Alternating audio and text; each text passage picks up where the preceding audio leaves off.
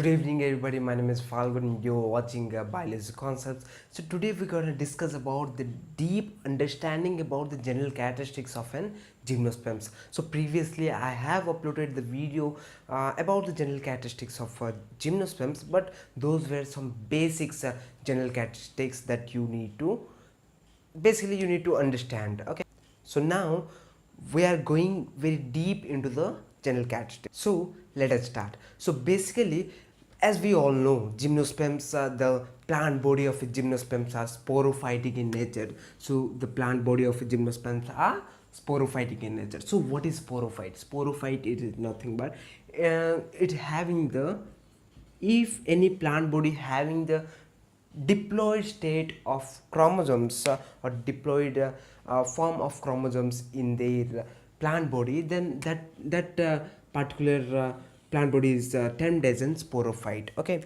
so basically, as we have discussed in previous video or earlier video, that these whole gymnosperms having 70 genera and 800 species in the gymnosperms. Okay, so these 70 genera and 800 species are categorized into 4 orders.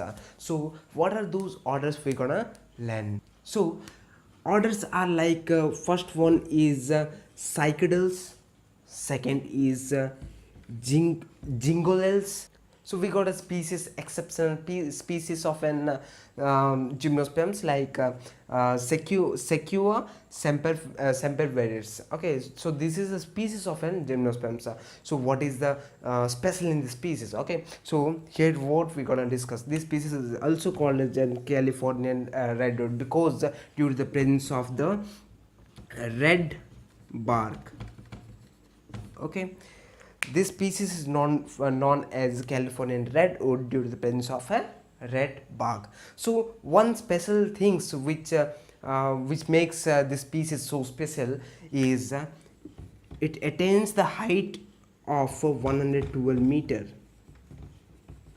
Okay, it attains a height of 112 meters with a diameter of 5 meters. Okay, so let us talk about the habitat of the gymnosperms. Okay, so habitat, so let us talk about the habitat of the gymnosperms. So most of the, or I would say all of the species of gymnosperms exhibit or they basically stay on xerophytic conditions. Okay, so here also question arises, so what is xerophytic conditions, right? So xerophytic conditions is nothing but, it's pretty simple. So xerophytic conditions is nothing but these are the conditions where the water is minimum, or you could say, so these are the conditions where there is no sufficient of water, or most basically these are the dry conditions. Okay, so desert conditions, or most basically dry conditions is the best way to understand. Okay, that is all about the xerophytic conditions. Okay, so the habitat of an gymnosperms is xerophytic, while wait a second, also there is a exception case. Okay, some of the species also which exhibit the epiphytic conditions. So what is epiphytic conditions, right? So epiphytic conditions are nothing but, here in these conditions water is sufficient, water is present in a huge manner. I mean to say here water is sufficient. Okay, so any species which is present or which is growing under the epiphytic conditions, those species absorb the moisture, absorb the nutrients from the soil which is having the high moisture. But in the case of xerophytic conditions, the moisture in the soil is very low. That is the reason why we are calling it as dry conditions, right? So this is all about the habit. So guys, let us understand the vegetative structure of a sporophyte of gymnosperms. Okay, so what is vegetative vegetative organs could be like, stem, leaves and roots. So make sure you note that a special point, there is no fruit present in the gymnosperm. That is what it differentiates with the angiosperm. So angiosperm having the fruit, okay, while gymnosperms don't have any fruit, okay. And coming to next part, we're gonna discuss something about the stem.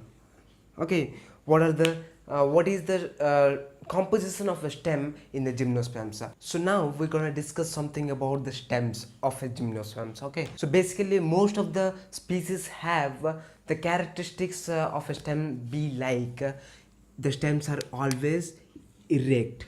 Okay, erect in the sense they are straight. Okay, in a biological term we are saying the we are saying straight as erect. Okay, so the most of the species are branched. Fine, so branching system occurs in this way. So most of the species are branched, and most of the species are aerial as well. So what is aerial? Aerial is something like if the stem present or exist above the ground level, then that particular stem is called as an aerial. Okay, so these are the characteristics of an most of the species of a gymnosperms, but there are exceptions. Okay, so what are exceptions? Some species having the underground stem. Okay, and some species also have unbranched stem, so branching does not occur. This is the stem, so branching does not occur. If there would be branching, then the branching would be like in this way. Okay, so this is the unbranched stem. This is the some exception in the gymnosperms. Okay, so we got a popular example of an underground stem. So we have here cycas. Cycas is the best example for unbranched stem in the gymnosperms. Okay, so this was all about the stem. So now we gotta discuss about the leaves. Okay, so leaves are now classified or divided into two kinds of leaves, like megaphyllous and microphyllous.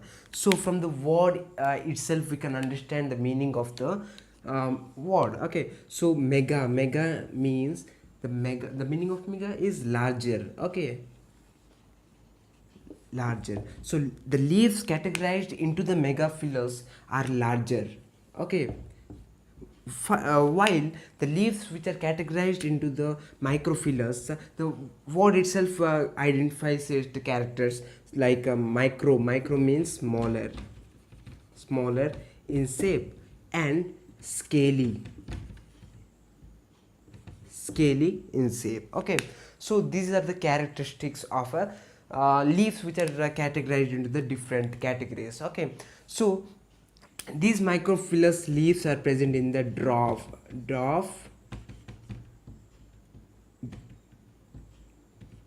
stems.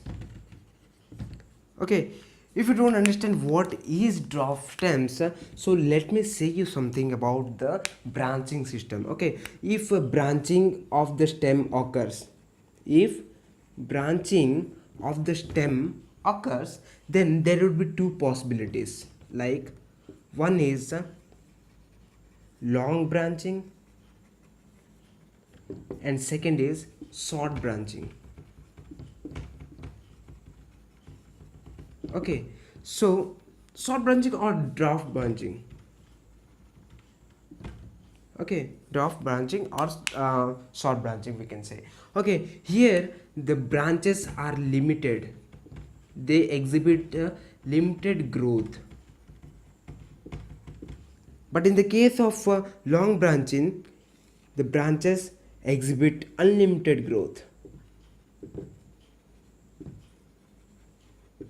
So this is the basic thing about the branching system in the stems. So let us understand the root system in the gymnosperms. So root system is a taproot system. It have the taproot system. Okay, also roots are having some symbiotic association with some algae and fungi as well. Okay, so this was all about the deep understanding of a gymnosperms. I hope you understood something about the gymnosperms. Okay, if you like this video, please do favor by subscribing my channel. Finally, thank you for watching. See you soon.